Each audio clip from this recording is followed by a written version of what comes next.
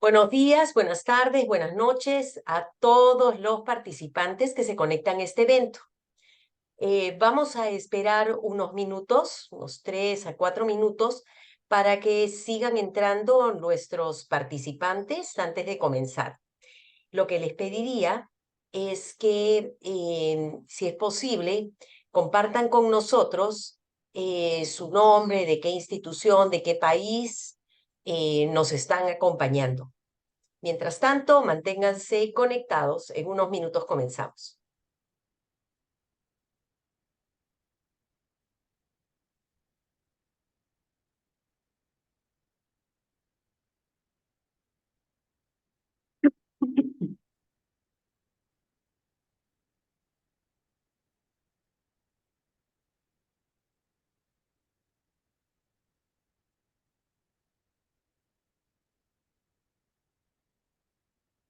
Pueden usar la función del chat para escribir su nombre, la institución y el país del cual nos acompañan.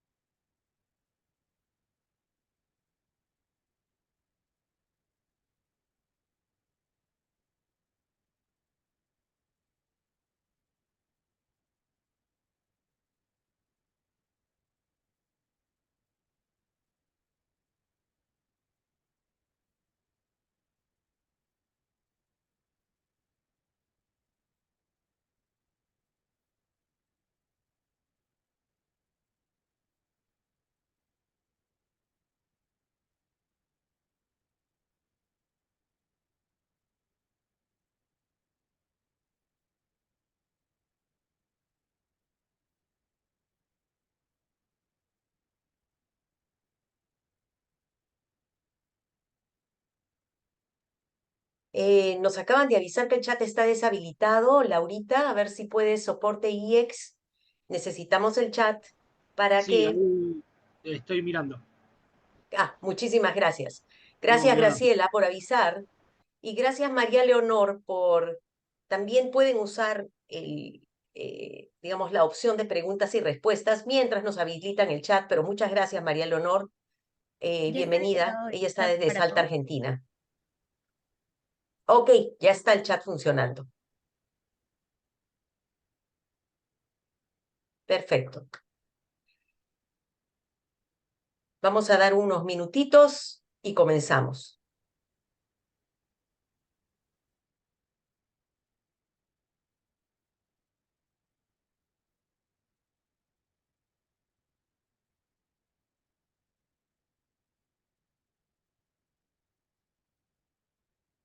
Tenemos muchos participantes desde Argentina. Bienvenidos, bienvenidos y bienvenidas.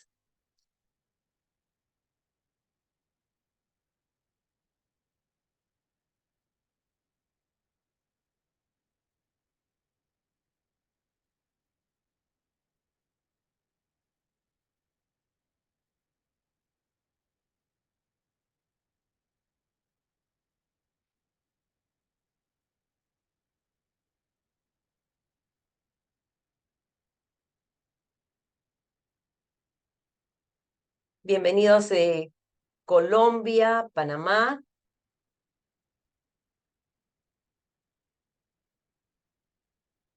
Vamos a dar un par de minutos más y comenzamos.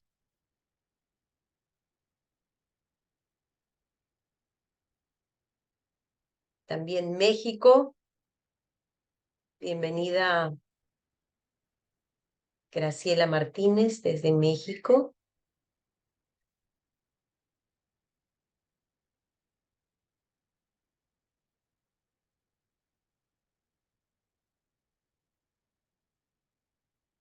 También de Haití, siguiendo el webinar desde México. Bienvenidos, vamos creando esa red que está interesada en temas de la transformación de los sistemas de salud en Latinoamérica y el Caribe y en aspectos que tienen que ver con calidad de nuestros servicios de salud. Ahora sí, vamos a dar inicio a nuestro webinar de agosto 2023. Nuevamente, buenos días, buenas tardes, buenas noches a todos y todas las participantes que se conectan a este evento. Soy la doctora Patricia García, investigadora de la red Quest Latinoamérica y Caribe, y en nombre de todo el equipo les damos la bienvenida a este webinar.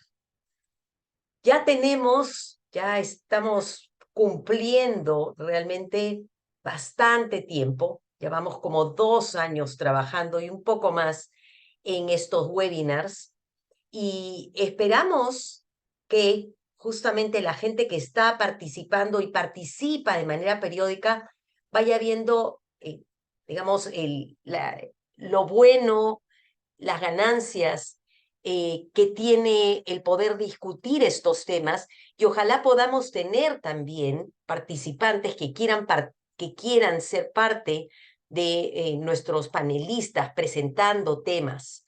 Si ustedes están interesados, también escríbanos y entren a nuestra página web. Queremos saber qué se está haciendo en otras partes de Latinoamérica con respecto a calidad de los servicios de salud. Para aprovechar al máximo este espacio y volverlo más ameno, les queremos dejar 2 recomendaciones que son importantes. Una de las cosas es que quisiéramos que por favor todos se presenten en el chat de comentarios, así como lo han estado haciendo, poniéndonos su nombre y de qué institución y de qué país nos están visitando. Y si tienen preguntas, escriban sus preguntas en el espacio de preguntas y respuestas. Ahí tenemos en la parte de abajo de la pantalla. También quisiera aprovechar esta oportunidad para seguir invitándolos a sumarse a las sesiones de webinar del próximo mes de septiembre, que será, como de costumbre, el último martes del mes y estará liderado por investigadores de la Universidad Peruana Cayetano Heredia y del Instituto de Efectividad Clínica Sanitaria. El webinar del próximo mes, que va a ser el 26 de septiembre, tendrá que ver con la adaptación cualitativa para encuestas para uso local, de encuestas para uso local. Y tendremos a Javier Roberti, que es investigador de la red Quest por el Instituto de Efectividad Clínica y Sanitaria de Buenos Aires, Argentina, y Jesús Medina Ranilla, que es investigador también de la red Quest, como parte de la Universidad Peruana Cayetano Heredia, ambos miembros de este consorcio.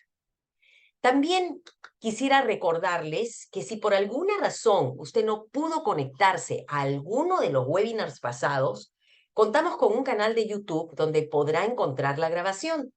También puede acceder a la grabación de todas nuestras sesiones, que en realidad van sumándose con diversos aspectos que tienen que ver con calidad y pueden accederlos a través de la página web www.redquestlac.org.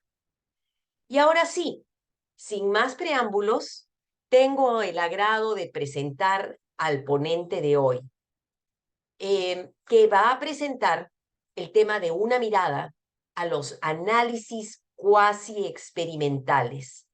Nuestro ponente de hoy es el doctor Renzo Calderón.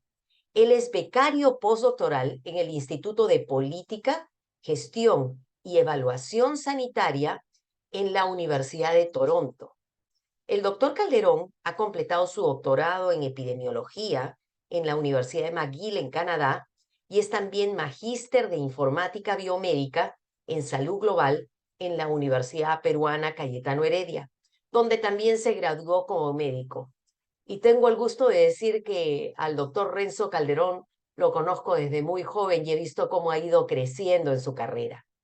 Durante su doctorado, él centró su investigación en la aplicación de metodologías cuasi experimentales para poder evaluar políticas. Esas políticas que necesitamos que sean cada vez mejores en nuestros países. Y si no se mide y si no se evalúa, uno nunca puede mejorar. Y ese es un aspecto que creo que en nuestra región de Latinoamérica tiene que ser reforzado. Además, su enfoque principal abarcó las políticas de violencia de género y las ramificaciones de las medidas adoptadas durante la pandemia de COVID-19. Actualmente, su investigación postdoctoral está enfocada en la evaluación de políticas públicas, tanto en medio de la pandemia de COVID como después de ella. Pero todas esas metodologías que él está usando para poder hacer evaluación de políticas son las mismas que podríamos y debemos usar para eh, evaluar, analizar esas políticas que tienen que ver también con calidad en los servicios de salud en nuestra región. Así que muchísimas gracias, Renzo, por acompañarnos y por tu presentación. Te damos pase, tienes uso de las funciones para poder comenzar con tu presentación. Y nuevamente recordando a quienes nos acompañan que se presenten en el chat y si van teniendo preguntas, las escriban en el espacio de preguntas y respuestas. Adelante, Renzo. Gracias, doctora, por la presentación y gracias al Instituto por la invitación. Es un gusto estar con ustedes y poder compartir parte de la investigación que desarrollo en el día a día. Como dijo la doctora, parte de mi investigación se centra en el análisis de políticas públicas y creo que es importante para la red de Quest en Latinoamérica poder implementar y evaluar al momento de hablar de calidad. Siempre se implementan nuevas políticas o nuevas intervenciones, entonces creo que es un tema relevante y espero que sea de ayuda el día de hoy. Voy a hablar de 4 puntos principales durante esta charla. Como dijo la doctora, voy a hablar de estudios cuasi experimentales y quería comenzar con una breve descripción de qué son estos estudios cuasi experimentales. Y luego voy a dar 3 ejemplos de los 3 estudios que más se utilizan en este ámbito, que son las series de tiempo interrumpidas, la regresión discontinua y el método de diferencias, ¿no?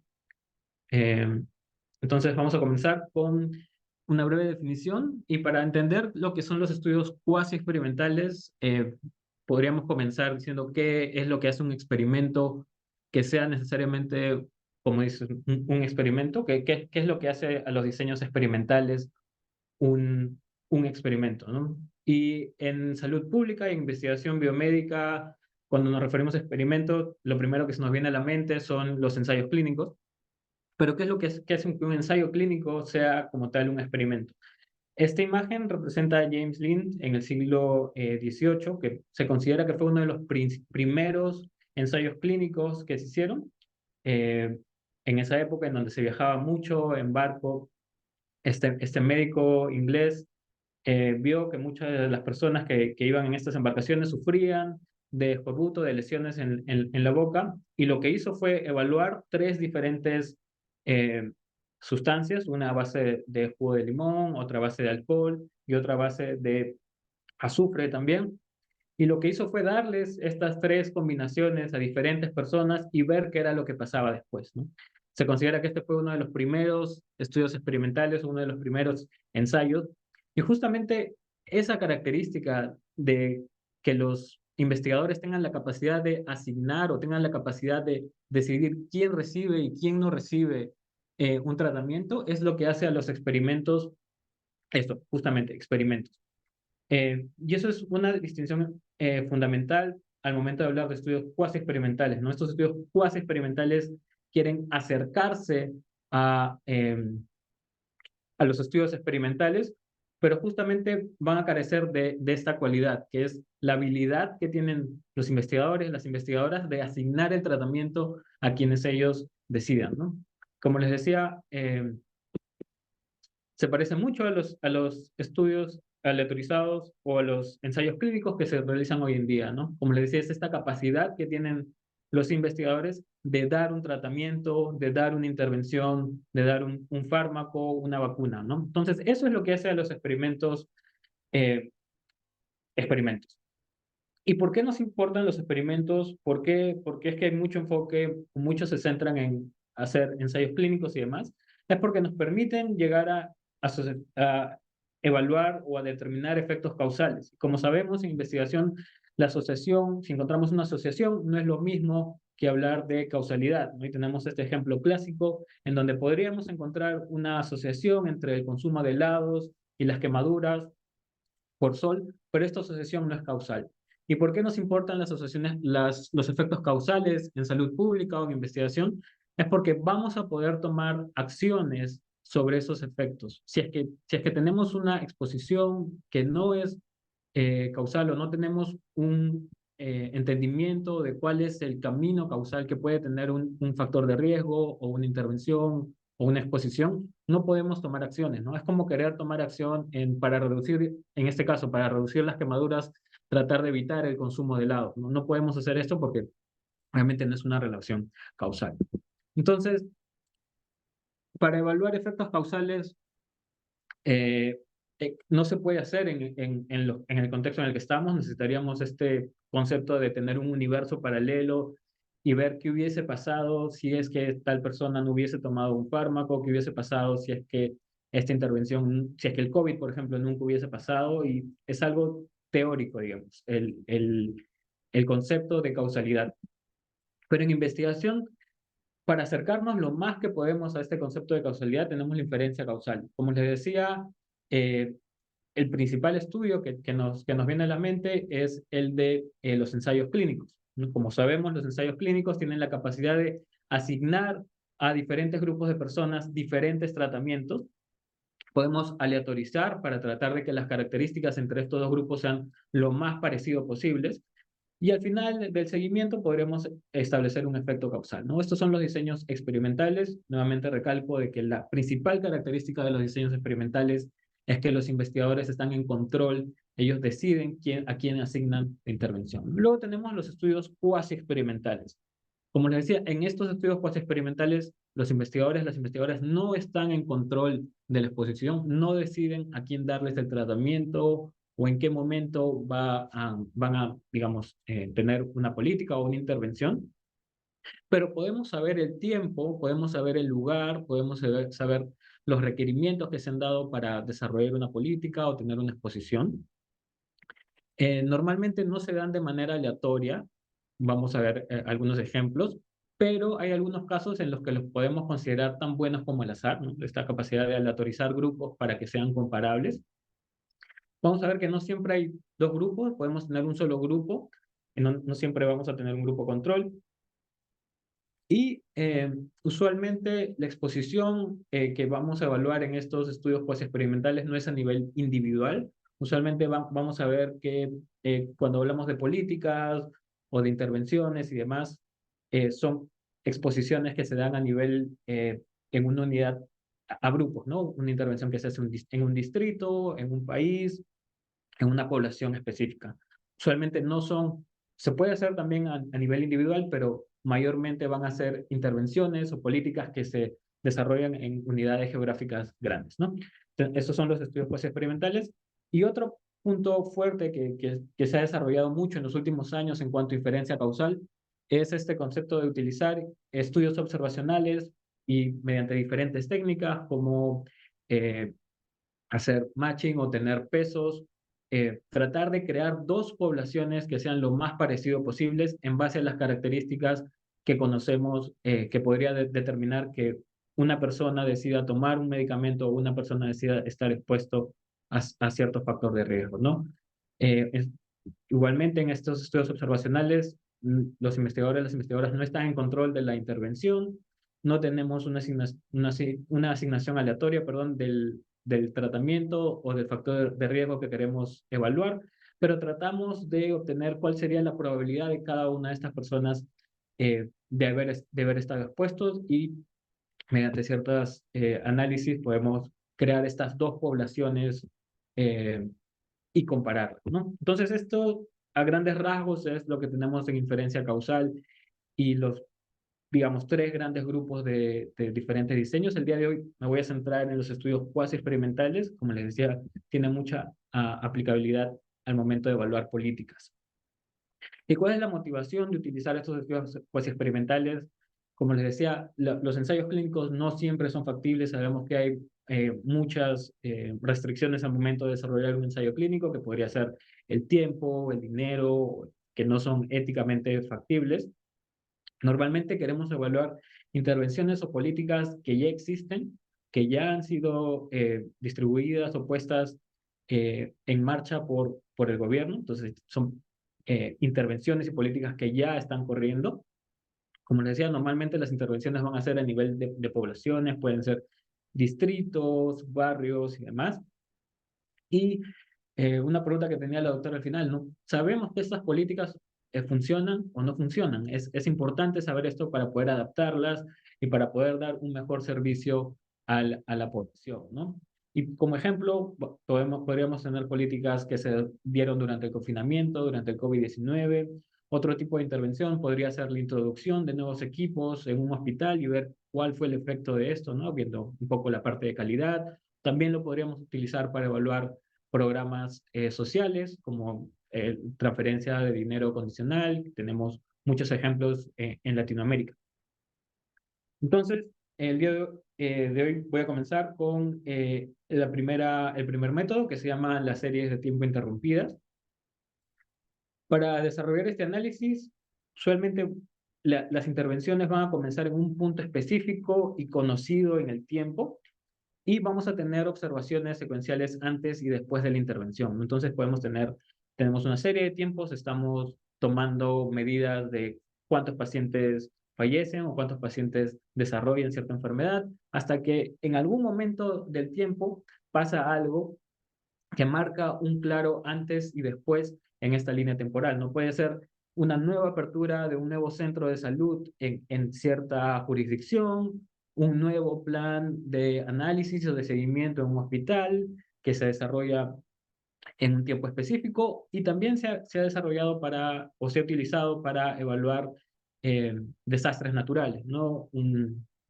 Hemos tenido, ahora que tenemos el fenómeno del Niño, podríamos evaluar cuál es el efecto de las inundaciones, de las lluvias y demás, ¿no? Entonces, el concepto de serie de tiempo es básicamente tenemos unas mediciones que estamos haciendo en el tiempo y en algún momento específico pasa algo, se crea un hospital, cambian las normas o hay un desastre natural, entre otros. Ahora un poco yendo a la estadística de cómo es que llegamos a poder evaluar un efecto causal, es que, como les decía, tenemos una medición que se va dando en el tiempo hasta que eventualmente pasa algo y cambia. Puede ser el número de personas con una enfermedad, puede ser el número de personas con dengue, por ejemplo, el número de enfermedades diarreicas, el número de personas que asisten a un control de salud mental, hasta que pasa algo. Y luego evaluamos el cambio, ¿no? Algunas consideraciones que tenemos que tener al momento de utilizar esta serie de tiempo es que el outcome que vayamos a evaluar puede tener cualquier distribución, puede ser discreto, continuo o binario. El periodo de aparición debe ser corto. Normalmente estamos interesados, o esto va a ser muy útil para evaluar outcomes que pueden variar de manera rápida en el tiempo. Si tenemos un evento que va a demorar mucho en el tiempo, esta no podría ser, por ejemplo, desarrollo de cáncer o desarrollo de alguna otra enfermedad crónica que nos va a tomar mucho tiempo poder seguir. Usualmente estos son muy buenos para eventos que van a ser de rápido cambio, que podemos detectar rápidamente, ¿no? Eh, Tenemos que tener unidades de tiempo, tenemos que tener la misma distribución. Si tenemos los registros de un hospital, por ejemplo, y podemos calcular el número de eventos de una enfermedad o el número de fallecidos, por ejemplo, eh, tener información a nivel mensual o a nivel semanal y demás. Y la intervención, como les decía, tiene que tener una clara diferencia antes y después, ¿no? No es muy útil para intervenciones que se desarrollan en un muy largo tiempo o que no necesariamente van a causar un impacto inmediato, aunque hay algunas maneras de tener eso en cuenta. Entonces, básicamente lo que queremos responder con todos estos tipos de estudio es responder a la pregunta de qué hubiese pasado si, qué hubiese pasado si es que el COVID no hubiera aparecido, qué hubiese pasado si es que no hubiésemos implementado este nuevo servicio de seguimiento en el hospital o no hubiésemos abierto esta nueva clínica en cierta región. Y lo que tratamos es de simular o tratar de predecir qué hubiese pasado si es que esta intervención no hubiese pasado, o y poder compararla con lo que observamos, con lo que pasó en este tiempo post-intervención, ¿no? Y a que hubiese pasado hoy, sí, lo llamamos contrafactual, ¿no? Entonces, con la serie de tiempo, lo que hacemos es tomar todo el periodo antes de la intervención y tratar de simular qué hubiese pasado después, ¿no? Si es que se hubiese mantenido esta tendencia en el tiempo antes de la intervención, ¿cuál hubiese sido la tendencia después? Y eso compararlo con lo que observamos, con lo que pasó en la realidad. Ahora es importante tomar en cuenta la tendencia porque muchas veces va a haber cierto cambio en el tiempo, ¿no? No siempre son estacionarias, pueden tener diferentes cambios y es importante, la ventaja que tiene este tipo de análisis es que toma en cuenta cuál es la tendencia previa, ¿no? Si es que quisiéramos hacer un contrafactual solamente tomando el último segmento de esta línea temporal, podríamos tener un contrafactual que no necesariamente refleja cuál ha sido la tendencia previa antes de la intervención. Es por eso que tratamos de generar estos contrafactuales tomando en cuenta la mayor cantidad de tiempo posible antes de la intervención. Y luego vamos a, digamos, compararlo con los datos que observamos después de la intervención. Ahora, no siempre vamos a tener un cambio inmediato, no siempre vamos a tener un cambio solamente en el nivel, en el punto de quiebre después de la intervención, sino podemos tener, y otra ventaja de este tipo de estudios es que nos permite modelar o darle cierta flexibilidad a cuál sería el efecto después de cada intervención. No podemos tener una intervención que simplemente cambia en el momento en el que se da, podemos tener una intervención que cambia en el momento en que se da, pero también cambia la pendiente, o que tiene un periodo en donde cambia y luego regresa, o diferentes formas, ¿no? Y todo esto lo podemos modelar mediante modelos de regresión, ¿no?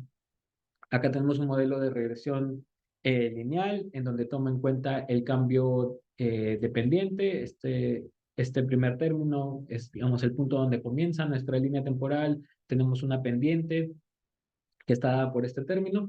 Y luego tenemos este salto que pasa justo al momento de esta intervención. Entonces, este salto al momento de la intervención nos da el cambio que nosotros estamos buscando y lo podemos interpretar como un efecto causal. Al momento en que tomamos en cuenta cuál ha sido la tendencia previa y vemos este salto al momento en donde pasa la intervención, podemos asumirlo como un efecto causal y también podemos tener un cambio, como les decía, de la pendiente y hacerlo de diferentes formas, ¿no? Entonces, esta es digamos, la manera en cómo calcularíamos de manera estadística cuál es el efecto tomando en cuenta la línea preintervención, postintervención y el salto justo en el momento en donde pasa la intervención. Como les decía, es muy bueno, muy útil para evaluar políticas que van a tener un cambio que podamos medir de manera efectiva al momento en que se comienza la intervención. Ahora, hay diferentes consideraciones, como les decía, al momento de evaluar series de tiempo, siempre hay que tomar en cuenta la estacionalidad. Sabemos que muchos de los outcomes en ciencias de la salud o en salud pública tienen una distribución a lo largo del año. Tenemos más enfermedades que pasan después de las lluvias, o el momento en la temporada de lluvias, o en el verano. También sabemos que cerca de las fiestas podría haber un cambio, ¿no? Si estamos evaluando, por ejemplo, eventos de salud mental y demás, tenemos que tomar en cuenta, o enfermedades infecciosas, tenemos que tomar en cuenta cuál es la estacionalidad, cuál es el cambio de estos a través del año. Entonces, para hacer eso podemos incluir términos que nos digan dentro de esta regresión que mostré hace un momento, cuáles son las diferentes estaciones o cómo podría afectar esto. Normalmente se agregan términos para cada uno de los meses o trimestralmente, dependiendo de cuál sea la enfermedad que queremos evaluar o el outcome que queramos. ¿Mm? Otra consideración a tener en cuenta es la autocorrelación. Normalmente en serie de tiempos vamos a tener que los eventos que son consecutivos pueden ser muy similares. Entonces tenemos que ver en nuestra serie de tiempo qué tanta autocorrelación tenemos y también se puede corregir agregando términos de correlación. Entonces son algunas de las consideraciones que tenemos que tener. Y ahora un ejemplo, perdón, práctico en que utilizamos esta serie de tiempo interrumpida para evaluar cuál fue el efecto de la política de confinamiento en el Perú, y lo que hicimos fue evaluar antes y después de que se cerrara, digamos, todas las cosas por el confinamiento en el Perú. Y nuestro outcome de interés en este caso fueron todas las muertes dadas por homicidios, suicidios y accidentes de tránsito. Todas las muertes accidentales evaluamos en este estudio, ¿no? Como ven, estas fueron nuestras series de tiempo para homicidios, suicidios, accidentes de tránsito y otros accidentes en mujeres. Esta zona gris que ven acá es el momento en donde donde comenzó el, perdón, en donde comenzó el confinamiento, que en Perú fue el 15 de marzo del 2020. Y podemos ver cuál es el cambio antes y después, ¿no? Podemos ver que para todas estas muertes accidentales hubo una reducción inmediata, ¿no? Y como les decía, es muy buena para ver justamente estos cambios rápidos, estos cambios que se pueden ver. Obviamente en accidentes de tránsito fue la diferencia más grande que pudimos observar, porque se cerraron todos, no había tránsito, entonces digamos, no había manera en donde que sucedan estos hechos, pero no se sabía muy, en esa época, ¿no? Cuando recién comenzó la pandemia, no sabíamos muy bien cuál iba a ser el efecto del confinamiento en otros tipos de muerte, había muchos datos sobre inseguridad, no sabíamos qué estaba pasando con la salud mental y demás, pero también encontramos que los suicidios y los homicidios bajaron inmediatamente después de que pase la pandemia. Obviamente hicimos otro tipo de análisis de sensibilidad para ver si es que esto no era un problema de registro o demás, pero encontramos que estos datos eran robustos y fuimos uno de los primeros países en reportar este tipo de caídas en suicidios, específicamente inmediatamente después del confinamiento, ¿no? Por eso fue cuando publicamos el estudio, luego hice un seguimiento para ver qué había pasado hacia el 2021 y como ven, eh, otra ventaja es que podemos ver cuándo es que regresan estas series de tiempo, nos permite ver si es que regresa o no a las tendencias anteriores, ¿no? Y como vemos, hacia finales de 2021 para estos tipos de accidentes o muertes accidentales ya habían regresado, tanto para hombres como para mujeres, a sus niveles prepandémicos, ¿no? Entonces, ese es un ejemplo de cómo podemos utilizar este tipo de series de tiempo interrumpidas, ¿no? Ahora vamos a otro tipo de análisis cuasi experimental, que es la regresión discontinua.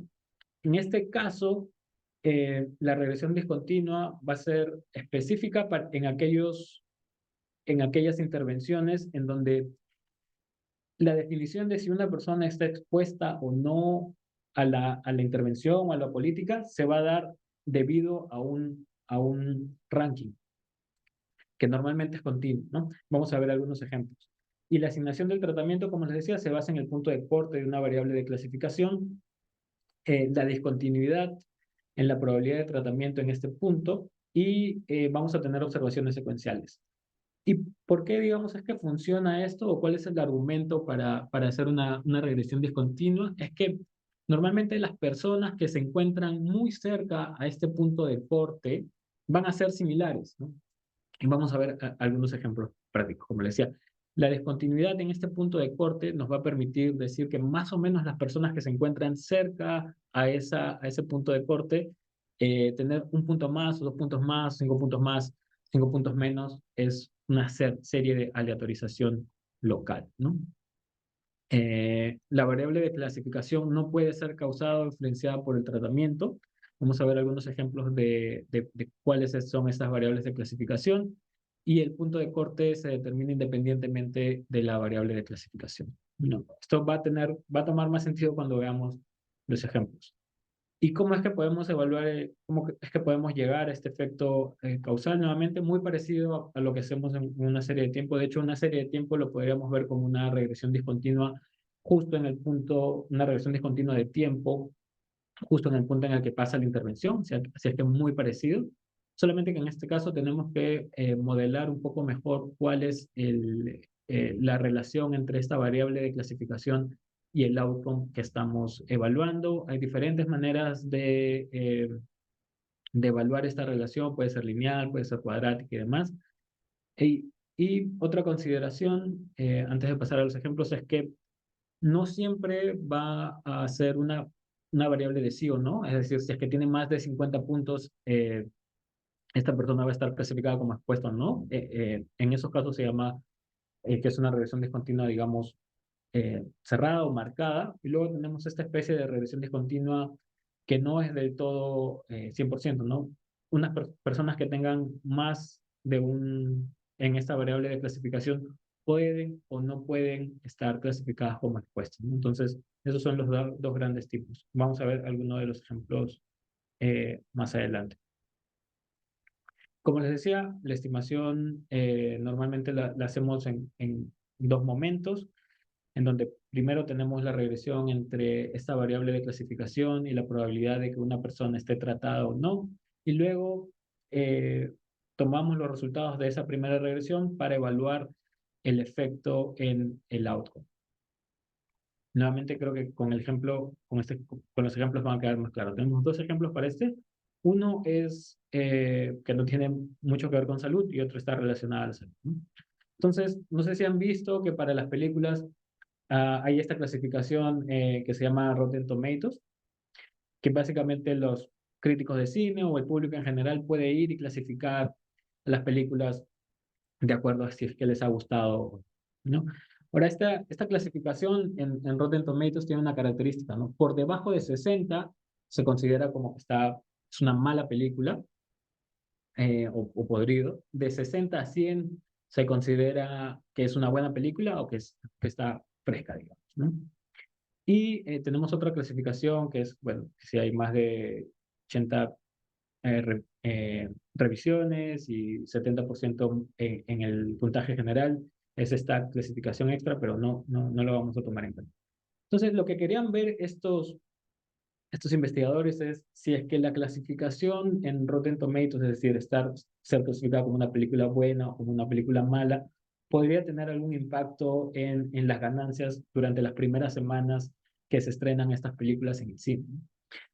Como les decía, la regresión discontinua se basa en eso. Tenemos este punto de corte que es en 60 y las películas que tienen 59 y 61, por ejemplo, podrían ser muy parecidas entre sí en otras características y la idea es comparar si es que ser clasificada como buena o como mala podría tener algún efecto en las ganancias de esta película, ¿no?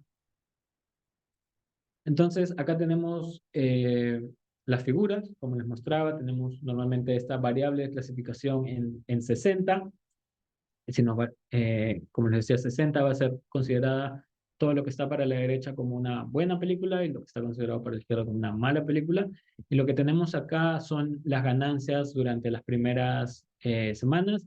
Y lo que encontramos acá fue que no hubo mucha diferencia entre las personas entre las personas no, perdón, entre las películas que fueron clasificadas como buenas, como malas, ¿no? Entonces, esto es un ejemplo de cómo cuando tenemos estas variables de clasificación o este rating, podríamos tomar en cuenta las personas que están muy cerca a ese punto de corte y evaluar cuál es el efecto de ser clasificadas hacia un lado o hacia otro, ¿no? Ahora vamos con otro ejemplo relacionado con salud. En este caso, en Sudáfrica, en donde se quería evaluar cuál es la retención clínica en los pacientes con VIH. Y van a ver que en VIH se han hecho muchos estudios de este tipo de regresión discontinua, justamente porque tenemos estos valores de CD4, en donde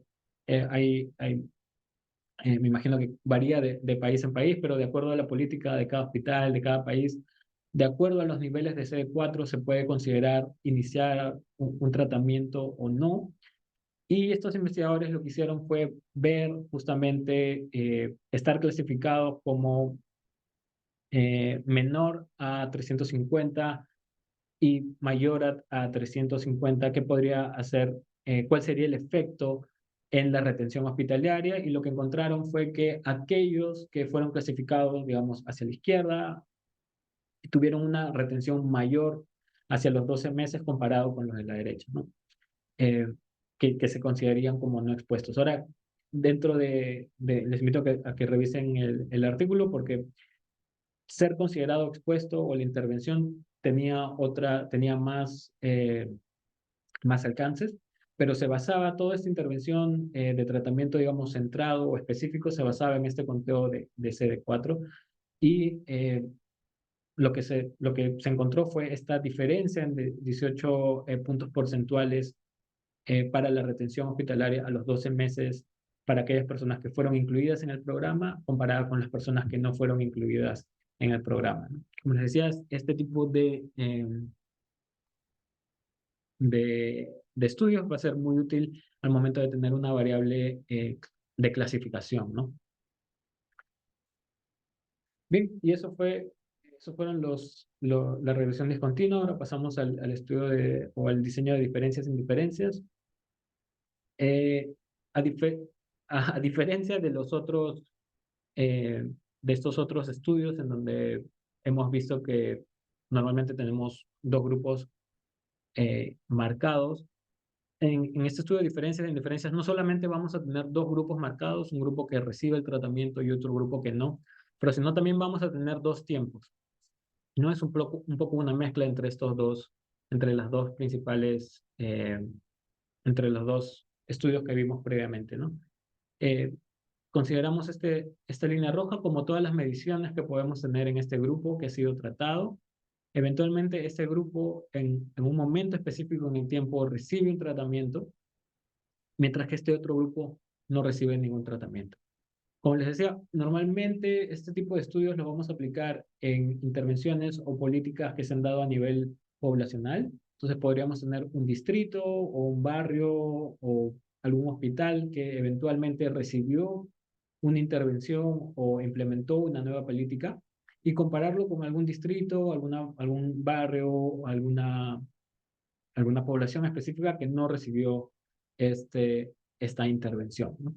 Y lo que hacemos es tratar de predecir, un poco similar a lo que hacemos con la serie de tiempo interrumpida, y ver cuál hubiese sido el contrafactual, ¿no? Responder qué hubiese pasado si es que este distrito no hubiese recibido la intervención, cuál sería el contrafactual para esto, pero no solamente toma en cuenta eh, el tiempo antes de la intervención, como en la serie de tiempo interrumpida, sino que también tome en cuenta cuál fue, el, cuál fue la tendencia en este grupo control, ¿no? Entonces, eh, muchas veces hay cambios en el tiempo que podrían afectar a ambas, si estamos en un mismo distrito, por ejemplo, en una provincia o en un país, dos distritos, esos dos distritos, por más que uno esté afectado por una política y el otro no, podrían tener características similares o podrían haber pasado por cosas externas a la política que los afecte a los dos de la misma manera. Entonces es importante tomar en cuenta no solamente el tiempo antes de la intervención, sino que también tomar en cuenta cuál fue la tendencia en este grupo control. Ahora, para las diferencias y indiferencias, para tener un buen grupo control o un grupo control que nos ayude efectivamente a poder predecir un contrafactual adecuado, el requerimiento fundamental en este tipo de análisis es el de eh, tendencias paralelas antes de la intervención. Es decir, que el grupo control no tiene que tener el mismo nivel en el outcome, ¿no? Este outcome podría ser número de casos de dengue, número de casos o de pacientes que requieren asistencia de salud mental o muertes.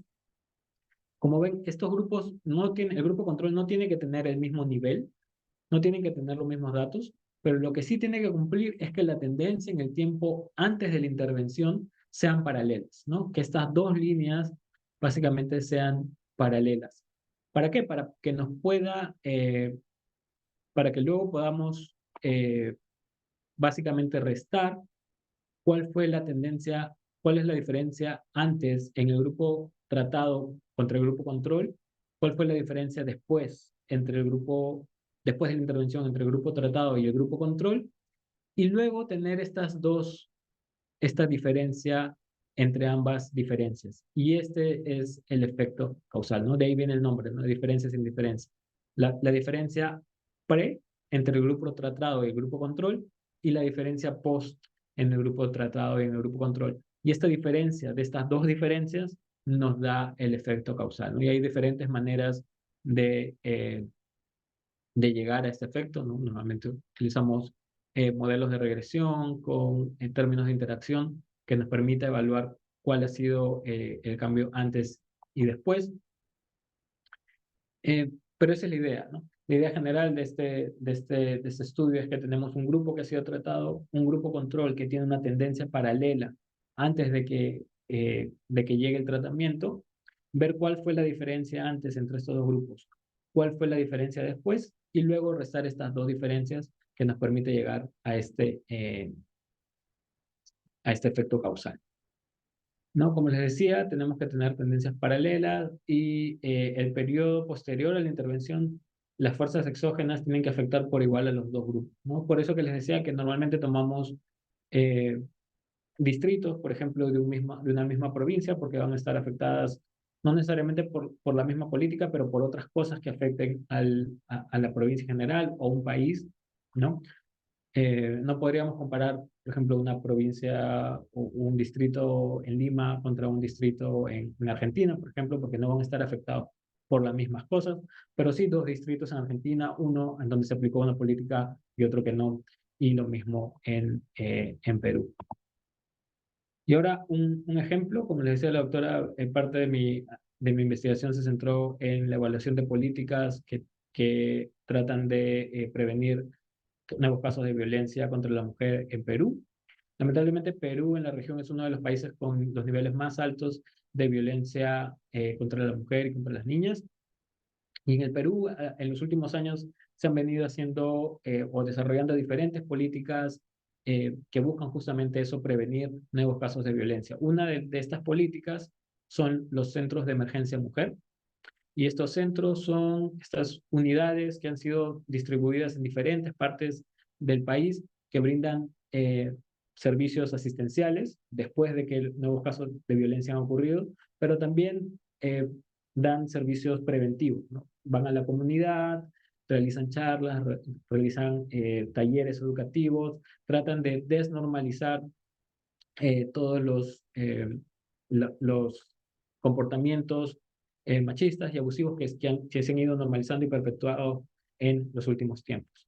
Como les decía, esta política se ha ido implementando en diferentes distritos, en diferentes puntos del país, desde 1995 hasta la fecha, hasta el 2016. Luego del 2016 hubo un cambio, pero la característica de estos centros es que no tenemos un centro en todos los distritos del país, ¿no? Tenemos algunos distritos que eventualmente abrieron un centro, como lo vemos acá, por ejemplo, en este distrito, en el 2006 se abrió un centro, y tenemos otros distritos en donde hasta la fecha o se han abierto centros después o no se han abierto centros, ¿no?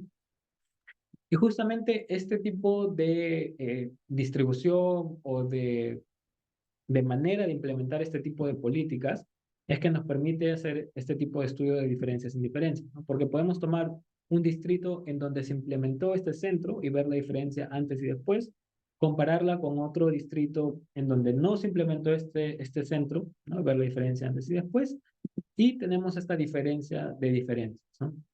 Ahora, eh, en los últimos 2, 3 años han habido muchos cambios en este tipo de análisis de diferencias y diferencias, sobre todo cuando tenemos intervenciones que cambian en el tiempo. Hasta antes solamente teníamos, digamos, instrumentos válidos para evaluar eh, intervenciones que se dieron por ejemplo, a todos los distritos en un mismo tiempo, ¿no? Ahora tenemos otras herramientas que nos permiten evaluar este tipo de diferencias e indiferencias en múltiples tiempos, ¿no? Estas intervenciones que se han dado en diferentes distritos en diferentes tiempos.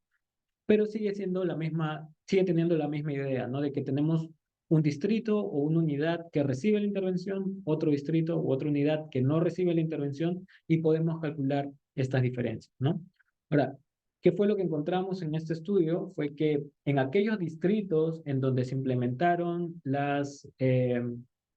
esta política de los centros de emergencia mujer, los reportes de violencia aumentaron, sobre todo para violencia psicológica, ¿no? Y eso es algo que todavía estamos desarrollando, probablemente tenga que ver, o esperamos que tenga que ver con con otro caso especial que es el de reporte o error de reporte, en donde puede ser que estos centros no solamente van a actuar sobre nuevos casos de violencia, pero sino también van a empoderar de cierta manera a las personas y van a poder reconocer estos actos que se han normalizado. Entonces, la siguiente vez que estas encuestas vayan a hacer estas preguntas, van a estar más ávidos de responder o poder reconocer otros tipos de violencia, ¿no? Esto es algo que todavía estamos desarrollando, pero es un buen ejemplo para ver cómo es que podemos implementar este tipo de metodologías de análisis cuasi experimentales.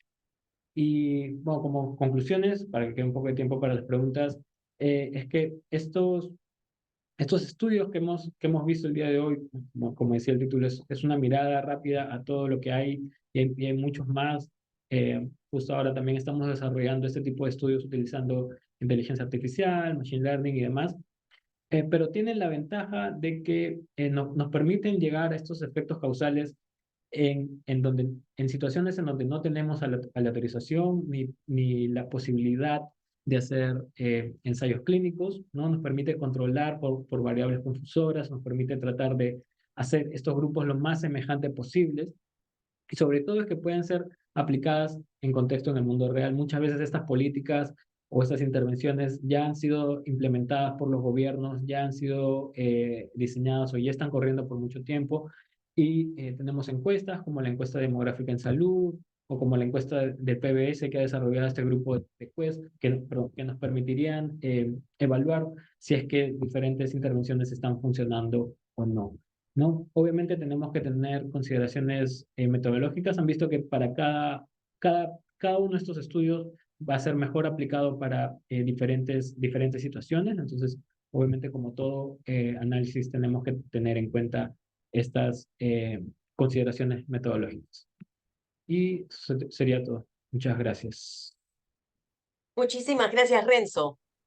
Excelente, realmente. Y para todos los participantes, lo que estamos haciendo en esta presentación es una suerte de introducción a nuevos métodos que se pueden usar para la evaluación. No es exhaustivo, hay cursos completos para poder aprender a hacer cada uno de estos diseños, pero es un poco abrir nuestras mentes a metodologías nuevas. Seguramente después vamos a escuchar a Renzo hablando acerca de inteligencia artificial también, tal como lo ha mencionado hace un momentito.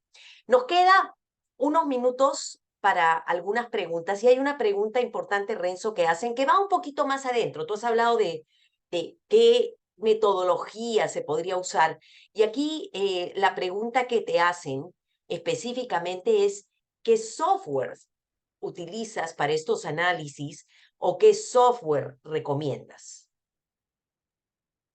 Principalmente lo que utilizamos es R, que es un programa estadístico que tiene muchos paquetes que nos permiten hacer este tipo de análisis. Ahora, la mayoría de este tipo de análisis cuasi experimentales vienen por los epidemiólogos, los estamos tomando de los economistas. Si es que mucha de la base de esto también lo pueden encontrar en Stata. De hecho, hay bastante de esta literatura que viene de la economía, pero que ya se ha venido utilizando por años, pero lo estamos utilizando, implementando, como decía la doctora, para evaluar estos efectos en salud y demás, ¿no? Entonces, tanto en Stata como en R, que creo que son programas bastante utilizados, podemos hacer este tipo de análisis. Claro, y tal vez podrías explicar, Renzo, no es necesariamente que tengamos un paquete al que tú le metes el dato y te saca el resultado, sino que requiere justamente programación, entender la estructura, no sé, ¿podrías explicarlo?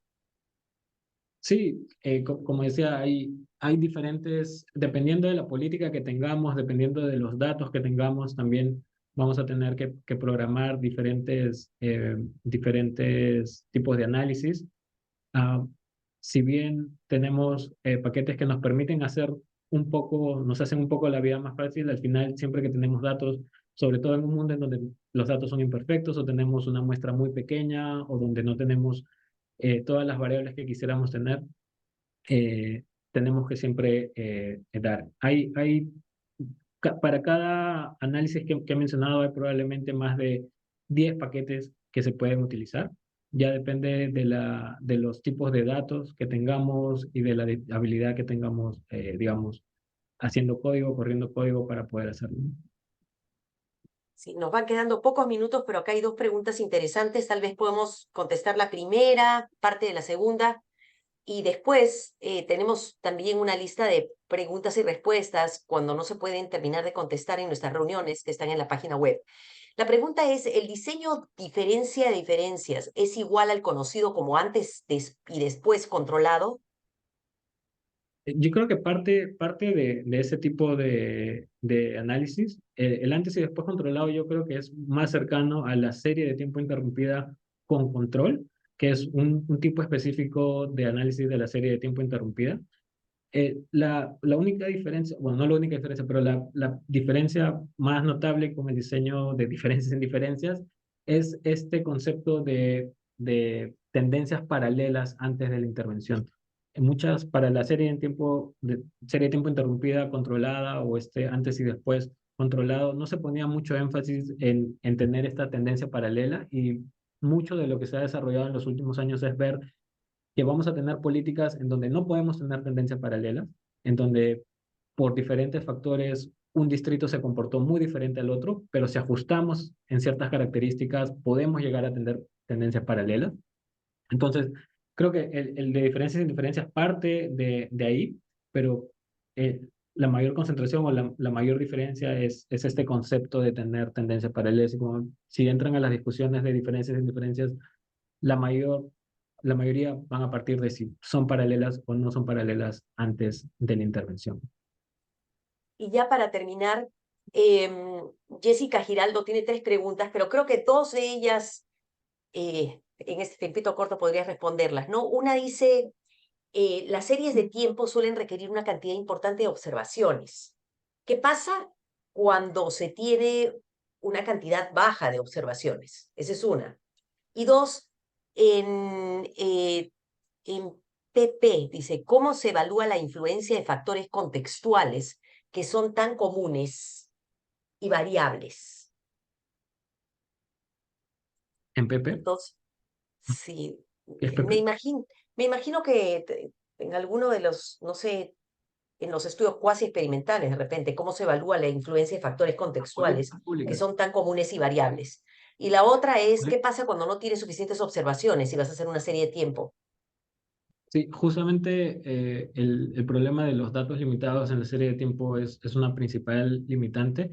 Se ha tratado de hacer estudios con imputaciones y demás, y también justo acá hay un grupo fuerte, por ejemplo, estadística o inferencia bayesiana, que es otro tipo de análisis que nos permite suplir un poco este tipo de requerimientos. Normalmente se prefiere tener muchos datos antes de la intervención comparado con tener muchos datos después. No nos sirve mucho tener muchos datos después de la intervención que antes de la intervención. Pero sí, es un problema de la serie. Dependiendo de cuál es la tendencia y si se pueden hacer supuestos fuertes de que la tendencia no varía mucho en el tiempo o tenemos datos históricos que nos dicen de que la tendencia en los últimos 3 meses es representativa de lo que pasó en todo el año, se podrían hacer ciertas inferencias, pero de no ser así, la serie de tiempo se ve limitada justamente en eso, ¿no? Si no tenemos mucho tiempo antes de la intervención, podríamos darnos un mal contrafactual, ¿no? El Y último, en sobre realidad es en PP, lo que decía es en las políticas públicas, políticas públicas. en Sí, cómo se sí. evalúa la influencia de factores contextuales que son tan comunes y variables. Sí, justamente este tipo de, de diseños asume de que no hay confusión en este tipo de, de escenarios. En el ejemplo del COVID, por ejemplo, el COVID es algo que pasó, que nadie esperaba que pase, que nadie esperaba que justamente las cosas se cierren un quince de marzo en Perú. Entonces podemos tomar ese punto del tiempo como que no hay nada exógeno que afecte o que se haya decidido que necesariamente eso pase en ese día. Hay otras políticas que no van a poder, en donde no pasa eso. En el caso de los centros de emergencia mujer, eh, tratamos de evaluar si es que tal vez, por ejemplo, los distritos con mayores niveles de violencia eran los distritos que también recibían antes o recibían diferentes recursos para la implementación de estos centros. Entonces, eso es algo que se puede hacer también antes. Y igual como en otros estudios epidemiológicos, lo que se trata es de hacer que los grupos sean comparables, ¿no? Y tratar de minimizar este efecto que dice Jessica sobre los factores contextuales. Por eso decía que es importante, muchas veces estos estudios se basan en cercanía geográfica, de tratar de mantener estos factores contextuales lo más cercano posible. Y si es que no se puede, tratar de hacer decisiones informadas y ver cuáles podrían ser estos factores de confusión o estos factores que nos podrían estar afectando y, digamos, poner en riesgo la comparabilidad. Pero en líneas generales, este tipo de estudios cuasi experimentales tratan de hacer este tipo de tener este tipo de casos en donde el evento pasa de manera aleatoria, entre comillas, ¿no? Hay otro tipo de estudios que no llegué a hablar hoy día, que son las variables instrumentales, en donde tenemos variables exógenas que nos permiten llegar a esto y también este otro tipo que es parte de este otro tipo de análisis que es la randomización o aleatorización, perdón, mendeliana, que también es otro tipo de estudio que nos permite llegar a causalidad.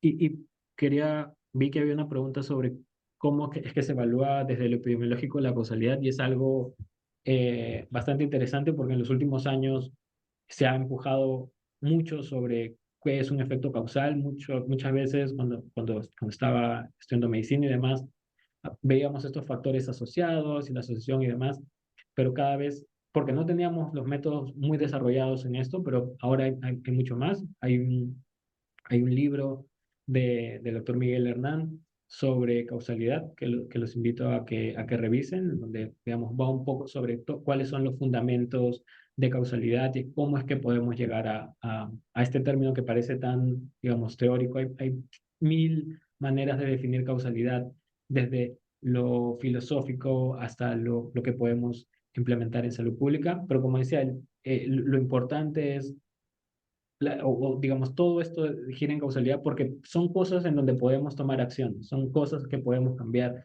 Si tenemos un efecto causal y sabemos que cierto factor causa o va a causar cierto daño, es algo que podemos intervenir, ¿no? Entonces, los invito a que lean esa literatura. Como les digo, es algo que estamos impulsando bastante desde hace algunos años. Bueno, muchísimas gracias, Renzo. Y muchísimas gracias a todos los participantes que nos han acompañado. Nos hemos pasado 5 minutos. Les hago recordar que vamos a seguir con nuestros webinars los últimos martes del mes y ya tenemos nuestro webinar para el próximo mes de septiembre. Todos están invitados. Muchísimas gracias. Gracias, Renzo. Gracias a todo el equipo que me acompañó el día de hoy y que tengan una linda tarde, noche o el resto de la mañana, dependiendo de dónde estén. Muchas gracias. Entonces, Adiós.